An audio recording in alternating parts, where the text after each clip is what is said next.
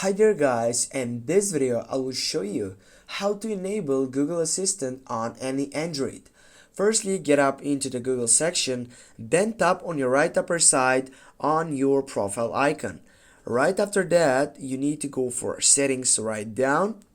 And now as you can see here, you have many options, but the option with Google Assistant, it is in the 6th place. Go for Google Assistant, and here guys, with this, if this section it's not available or is just not enabled sectional, and here you're gonna be able to get up and get through this site. It will say that you need to get yes if you want to enable your Google Assistant.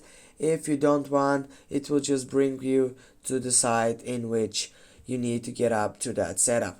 Thanks for watching guys, don't forget to hit that like and share the video. See you soon.